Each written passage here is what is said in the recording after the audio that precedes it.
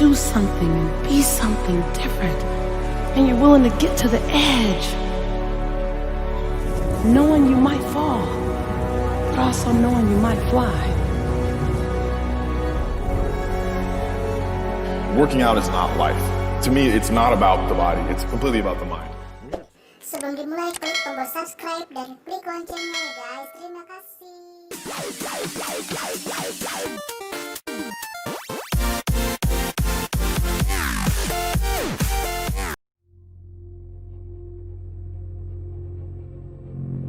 What's your why? Why do you wake up in the morning? Was that some of your best motivation might come wrapped in sandpaper. Some of your best inspiration comes with some pricks and some nails and some thorns around it. Some of your best inspiration came in an experience that you didn't ask for, you didn't want, and you never want to have again. Some of your best inspiration, some of the very thing that's fueled your soul to get you here, came in an experience that you dare not wish on your enemy. The reason why you don't give 120% is you ain't got a why for what you do. One thing I can't give you ambition. I can't make you want something, right? I can't want it for you. But once you want something, now you plug into something very real. You start putting all this stuff together and it's like, okay, essentially everything falls on my shoulders. If I want to be great, it's all down to me and whether I execute on that or not. It's all down to my ability to say, this is the thing I want. This is the gap and skill set between who I am today and who I need to become.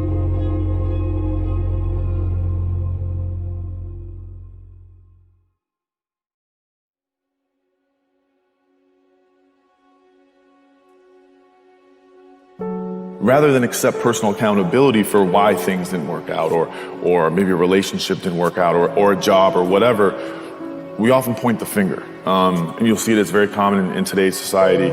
I've even caught myself at sometimes.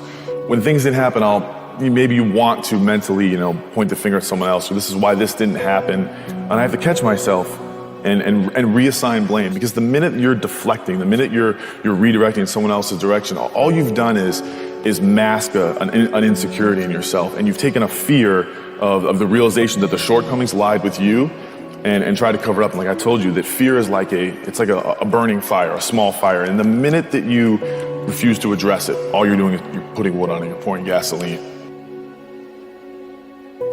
Thoughts become things is such a small part of the picture. It's actually a myth, because it's your feelings and your emotions are what manifests. The universe is delivering your experience through how you feel. It's not the Tesla on the vision board, the idea of moving towards that. I mean, that's fantastic, but it's the feeling that Tesla will give you, that feeling that drops down into your heart space. And with that comes the emotional responsibility to guide your energy, that you can rise above fear, you can embrace love, and you can remember your power. And this is why it's so important that we don't push to the side however we're feeling, and we lean into the wholeness of our experience. So when you blame somebody else or you make them responsible for how you're feeling, then you're actually disowning your power. You're handing over your energy to somebody else. Really have to set your mind to acquiring a certain set of skills with all the efficiency in the world, that you can acquire those skills, first of all, that anything is possible as long as you set your mind to it, and that and this is probably the most important lesson that I learned, that what is working against you is your own mind. A good person will not take more from the table of life than they think they're worth or they think they deserve. And so you have this governor on your identity. So what happens is it's like a thermostat. Our lives get going, we start doing really well. If we're a 75 degreer and our life gets to 85 and 90 degrees, unconsciously we don't know we're doing it. We start to cool life back down to get it back to where we're comfortable. The reverse is also true. When things start to go really bad and you're broke and you're struggling, you find a way to heat your life back up to what you think you're worth and you deserve. So the way we alter our life is, sure, we got to alter our behavior and our relationships and our circumstances, but the only way it's permanent is that we alter that governor, that thermostat, and we start to believe we're worth 85 degrees of life, 95 degrees of life, 110 degrees of life. And there's ways we can alter that. Say, are you willing to just jump? Because when you do, and you're willing to spread your wings, and you're you're willing to do something and be something different, and you're willing to get to the edge,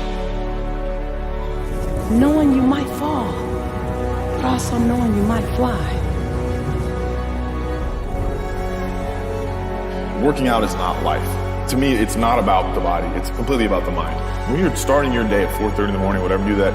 The rest of your day, no matter what happens, is a breeze. You've tackled the hardest part of your day. No matter what goes on, sometimes it's just showing up and being able to push yourself a little bit more than yesterday. It's called finding your heart. You know, when you find your heart every day, man, life is a lot better. You know, because what happens is you're either the CEO of your life or you're going to be someone else. You're going to be life's employee. And you access presence by bringing awareness to the present moment. It's that power of now. That's your most pivotal point of power. That's your direct access to the universe at all times. And the more present you can be, the more you can release any of the resistance that is holding you back energetically from allowing your desires to flow into your reality.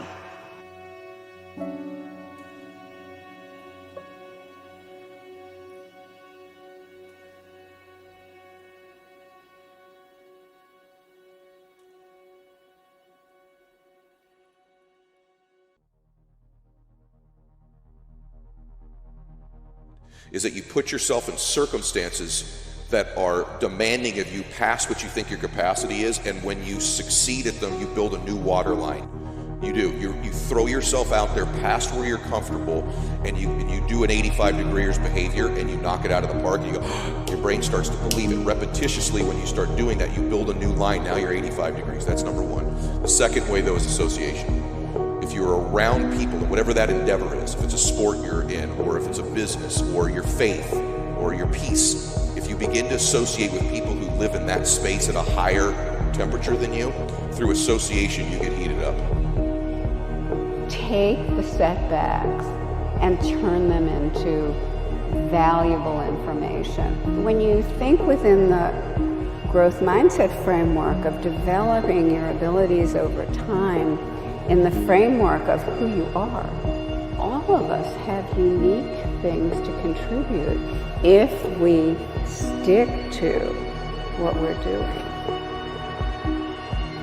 Every day, if you wake up and you don't take control of your day and you don't dominate the day as best you can start to finish, life is going to own you. You know, if you're waking up with a negative attitude, you have to be able to step back and self-assess. Why am I in a bad mood? And you have to work from that minute forward to build that tool in your belt, if you will, to be able to assess it, address it, apply it, if you will, and then move forward. If you can do that, I'll tell you, life gets exponentially easier and easier and easier every day. And before you know it, you're working with greater efficiency, more confidence, more determination, and you set yourself on a path to truly self-generate success. But more importantly, you're happy.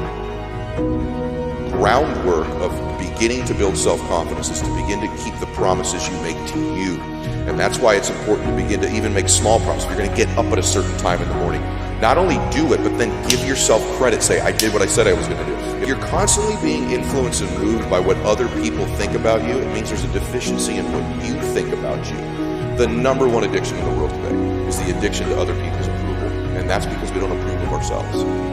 You don't have to allow yourself to be a victim, even if you've been victimized, right? Like, you can transcend that, and you can look back and go, what could I have done differently? Oh my gosh, I could have done all these things. Awesome. I'm now in control of it, right? Because being victimized is inevitable, but being a victim, that's a choice, right? It's like pain is inevitable, suffering is a choice. Remember that you have this incredible power of presence within you. Then you empower yourself to create anything it is in your life that you desire.